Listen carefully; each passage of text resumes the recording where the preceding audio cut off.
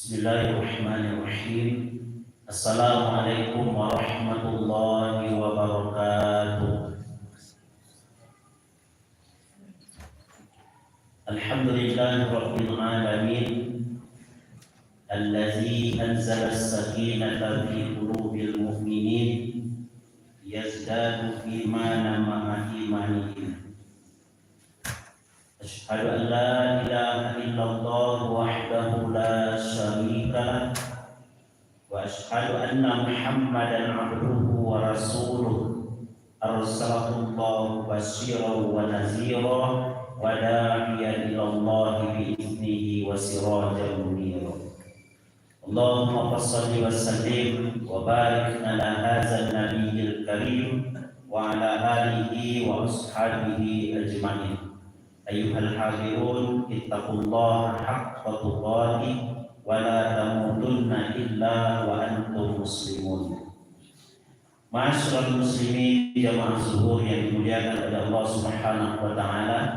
Bersyukur kita kepada Allah dengan mengucapkan alhamdulillahirabbil alamin.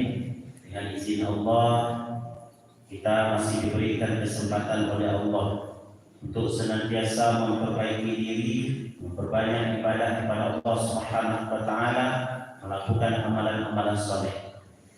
Karena kita sadar dan yakin bahwa kehidupan dunia ini adalah kehidupan sementara, sedangkan kehidupan yang abadi, yang kekal nantinya adalah kehidupan di akhirat. Mau masuk surga atau mau masuk neraka itu adalah tergantung pilihan kita ketika di dunia ini.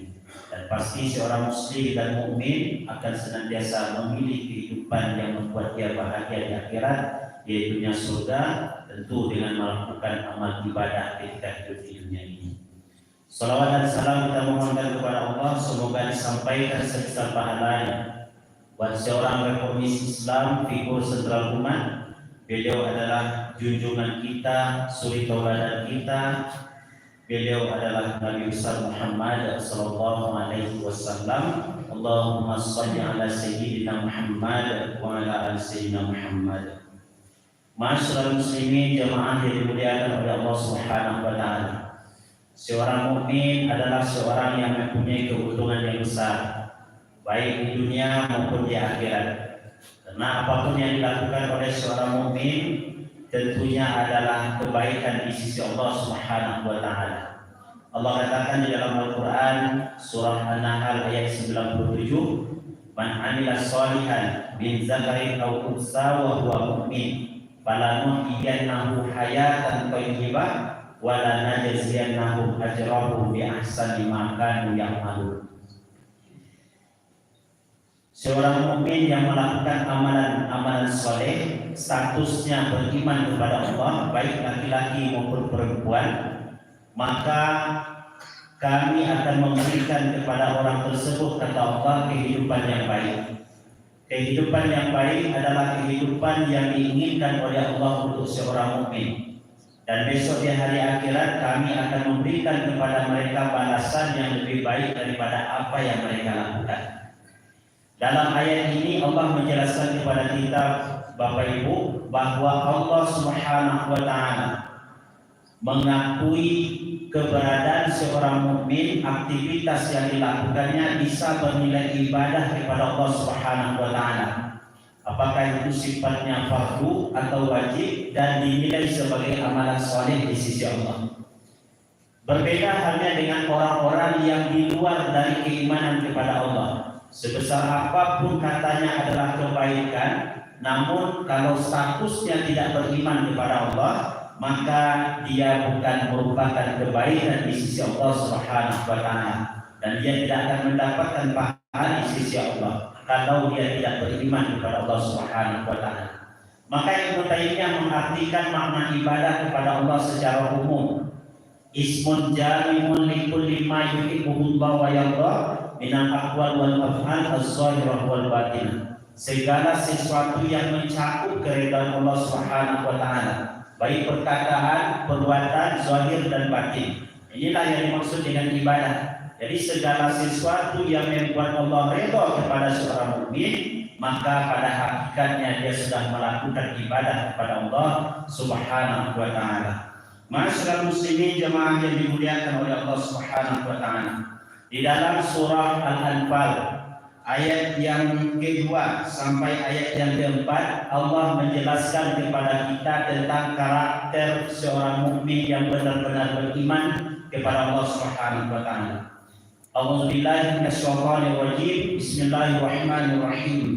Innamal mu'minuna allazina idza dzukirallahu wajilat qulubuhum. Hanya saja seorang mukmin itu adalah apabila disebutkan nama Allah bergetar hatinya. Inilah tanda dan karakter orang yang beriman kepada Allah Subhanahu wa taala. Seorang yang melakukan ibadah kepada Allah, maka dia tentu akan bergegas untuk melakukan ibadah tersebut. Seorang yang sibuk dengan dunianya, ketika dipanggil dengan panggilan azan, maka dia pasti akan tersentuh hatinya.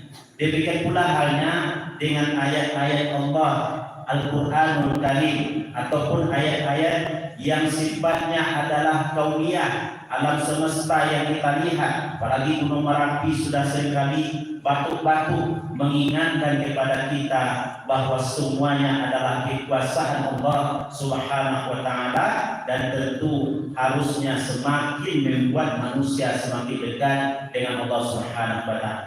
Maka untuk mendekatkan diri kepada Allah agar kita betul-betul menjadi hamba Allah yang beriman adalah tentu kita mendekatkan diri dengan Al-Quranul Karim, ayat-ayat Allah, agar hati kita senantiasa lunak, lembut di jalan Allah Subhanahu wa taala.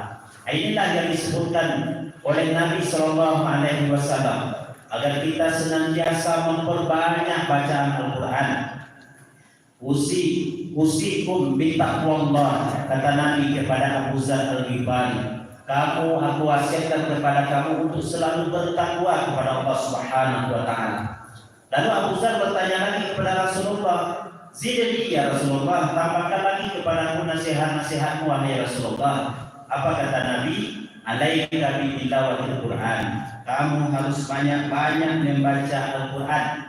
Kamu harus banyak-banyak membaca Al-Quran. Jadi orang yang ketika mendengar baca Al-Quran, hatinya tersentuh, mendengar ayat-ayat Allah, hatinya tersentuh, mendengar panggilan-panggilan Allah Subhanahu wa taala, hatinya lembut kepada Allah.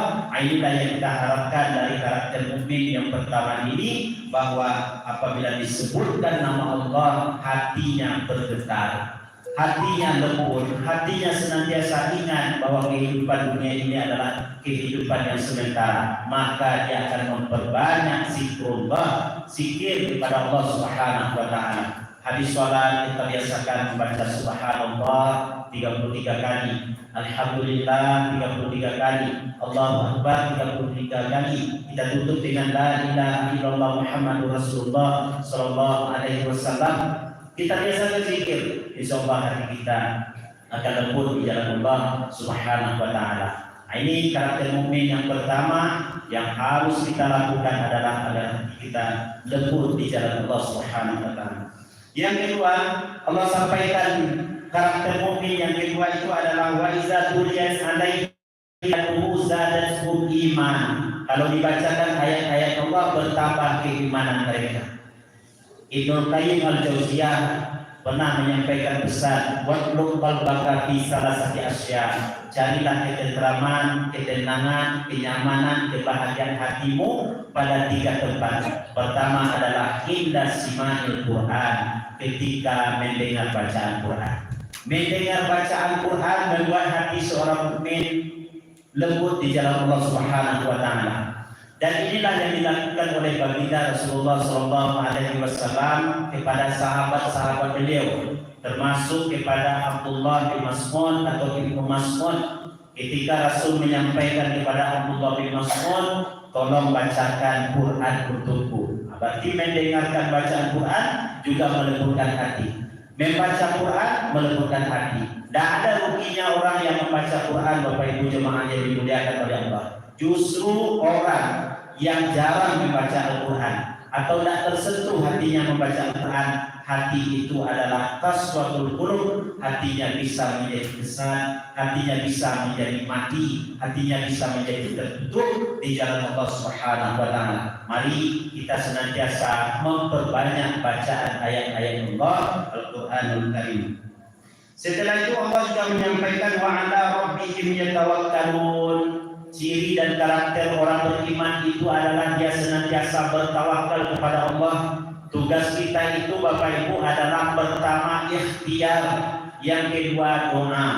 Ikhtiar sudah kita lakukan, doa sudah kita lakukan, kita serahkan kepada Allah Subhanahu wa taala. Ketika ada saudara kita yang sakit, diobati sudah, berdoa kita kepada Allah, bertawakal kepada Allah sudah, tapi Allah menginginkan bahwa saudara kita ini dicabut nyawanya oleh Allah karena ajalnya sudah sampai, kita bertawakal kepada Allah, kita terima dengan apa yang telah diputuskan oleh Allah. Inilah karakter orang beriman kepada Allah Subhanahu wa taala. Yang keempat, Allah menyampaikan bahwa orang beriman itu adalah allazina yuqimuna shalah, mendirikan salat. Salat adalah tiang agama. Kalau salat ditinggalkan, maka berarti orang telah meruntuhkan agama. Maka salat adalah kewajiban bagi setiap muslim, baik itu laki-laki maupun perempuan, semuanya wajib salat kecuali yang mempunyai halangan syariat. Hari ini kita lihat terkadang ada anak-anak, remaja, pemuda yang begitu santai meninggalkan ibadah kepada Allah Subhanahu wa taala berupa salat. Padahal salat inilah yang akan ditanya nanti pertama kali di akhirat. Awwalu ma yuhasabu bihil 'abdu yaumal qiyamah as-shalah. Perkara pertama yang akan ditanya di akhirat adalah tentang salat. Kalau salatnya sukses, salatnya baik, salatnya dikerjakan, maka amalan-amalan yang lain pun akan ikut menjadi sukses. Tapi kalau salat terkendala, maka dipastikan yang lain pun juga akan tersendat.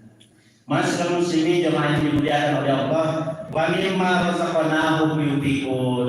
Setelah mengerjakan salat hablum minallah, kita juga diperintahkan untuk memberikan sebagian daripada rezeki yang diberikan oleh Allah kepada orang lain, baik itu kepada fakir miskin, anak yatim, membantu pembangunan masjid dan mushola. Semuanya adalah karakter orang beriman kepada Allah Subhanahu wa taala. Ulaika humul mu'minuna haqqan. Di ujung ayatnya Allah sampaikan, di ayat yang keempatnya Allah sampaikan ulaika humul mu'minuna haqqan.